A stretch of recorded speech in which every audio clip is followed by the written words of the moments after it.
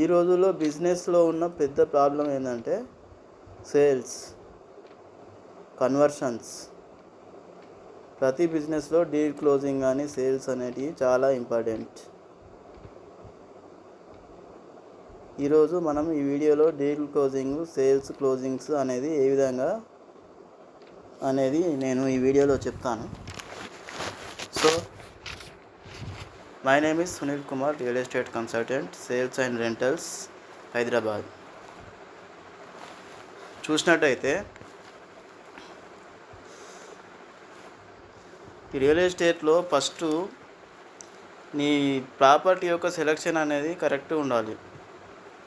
దాని లొకేషన్ కానీ, లేకుంటే ప్రైస్ కానీ, ఫీచర్స్ కానీ, అది నీకు నచ్చిందా, నువ్వైతే తీసుకుంటావా? కస్టమర్ ప్లేస్లో ఉండి నువ్వు ఆలోచించాలి. నువ్వు కస్టమర్ అయితే ఆ ప్రాపర్టీ తీసుకుంటావా? అప్పుడు మాత్రమే నువ్వు ఆ ప్రాపర్టీని నువ్వు సెలెక్ట్ చేసుకోవాలి. సెలెక్ట్ చేసుకున్న తర్వాత దాని యొక్క కంప్లీట్ డీటెయిల్స్ నువ్వు తెలుసుకోవాలి.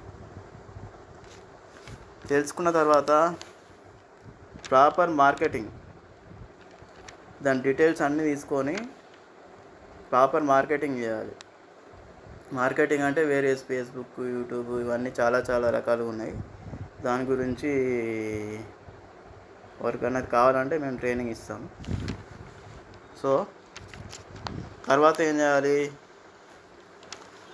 అప్పుడు మేము మార్కెటింగ్ చేసిన తర్వాత కస్టమర్ వస్తాడు. కస్టమర్ వచ్చి నాకు ఇక్కడ కావాలి, ఈ 3 బెడ్రూమ్ కావాలి, 4 బెడ్రూమ్ కావాలి అని అడుగుతాడు. ఫస్ట్ కస్టమర్ ఫోన్ చేసినప్పుడు మీరు చేయాల్సింది ఏంటంటే ఫస్ట్ లిజన్ కేర్ఫుల్లీ. ఏమేమి చెప్తున్నాడు, ఆయన రిక్వైర్మెంట్ ఏంది, ఎంత బడ్జెట్లో చూస్తున్నాడు, ఏ లొకేషన్లో చూస్తున్నాడు, అక్కడనే ఎందుకు కావాలి, ఆయన పెయిన్ పాయింట్స్ అనేటివి మనం గ్రాస్పింగ్ చేసుకోవాలి. పెయిన్ పాయింట్స్ అంటే ఏంటంటే ఇప్పుడు ఆయన ఆఫీసు ఎక్కడనో సికింద్రాబాద్లో ఉన్నా కూడా ఆయన మణికొండలో తీసుకోవడానికి కొన్ని రీజన్స్ అనేటివి ఉంటాయి. ఓకేనా అండి? కొంతమంది వాళ్ళ ఆఫీస్ ఎక్కడనో ఉన్నా కానీ అదే లొకేషన్లో కావాలని అడుగుతారు. ఎందుకంటే ఈ లొకేషన్లో వాళ్ళ రిలేటివ్స్ కానీ, వాళ్ళ బంధువులు కానీ ఎవరెవరో ఉంటారు. అలాంటి పాయింట్స్ అనేటివి మనం క్యాచ్ చేయాలి. అప్పుడు మాత్రమే మనం ఆయనకు డీల్ క్లోజింగ్ అనేది ఈజీ అవుతుంది. అప్పుడు ఆయన బడ్జెట్ అవన్నీ ప్రాపర్టీస్ అన్నీ అండర్స్టాండ్ చేసుకున్న తర్వాత నెక్స్ట్ ఏం చేయాలంటే ఒక 2-3 ప్రాపర్టీస్ ఆయనకు సరిపడేటివి చూపెట్టాలి. 2 బెడ్రూమ్స్ కానీ, 3 బెడ్రూమ్స్ కానీ. ఆయన 3 బెడ్రూమ్ అడిగితే నువ్వు 2 బెడ్రూమ్ కానీ, 4 బెడ్రూమ్, 5 బెడ్రూమ్ చూపెట్టినావు అనుకో, నువ్వు 100 ప్రాపర్టీస్ చూపెట్టినా ఆయన చూస్తూనే ఉంటాడు కానీ డీల్ మాత్రం క్లోజ్ అవ్వదు. సో అందుకోసమే కస్టమర్ ఫోన్ చేసినప్పుడు అండర్స్టాండింగ్ అనేది ఇంపార్టెంట్. కస్టమర్ని స్టడీ చేయాలి. ఆయన బడ్జెట్ ఏంది, ఆయన రిక్వైర్మెంట్ ఏంది, అప్పుడు మాత్రమే నీకు ఈజీ అవుతుంది. 50% అక్కడనే అయిపోతుంది. నెక్స్ట్ ఆ ప్రాపర్టీ అనేది సెలెక్ట్ చేసిన తర్వాత ఒక 2-3 ప్రాపర్టీస్ చూపెట్టండి. చూపెట్టిన తర్వాత అప్పుడు ఆయనకు నచ్చుతుంది.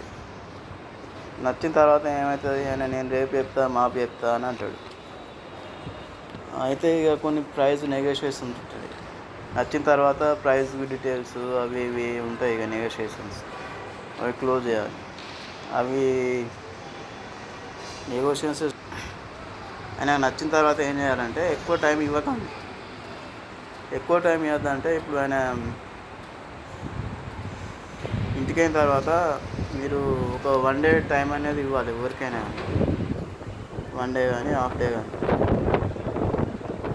తర్వాత మీరు ఒక మెసేజ్ పెట్టాలి. ఏమని? ఆల్రెడీ వేరే వాళ్ళు చూస్తున్నారండి, వేరే కస్టమర్స్ ఆస్కింగ్ అని మెసేజ్ పెట్టాలి. అప్పుడు ఆయన నిజంగా సీరియస్ కస్టమర్ అయితే మీకు డైరెక్ట్ కాల్ చేస్తాడు. ఇలాంటి స్కిల్స్ అనేటివి మీరు యూజ్ చేసినట్టయితే మీకు డీల్ క్లోజింగ్ అనేది అర్థమవుతుంది. ఫస్ట్ ప్రాపర్గా కస్టమర్ రిక్వైర్మెంట్ ఏందనేది మనం అర్థం చేసుకోవాలి. అప్పుడు మాత్రమే మీకు క్లోజింగ్స్ అనేటివి అవుతాయి. ఈ వీడియో నచ్చినట్టయితే లైక్ చేయండి, సబ్స్క్రైబ్ చేయండి, కామెంట్ చేయండి. Thank you.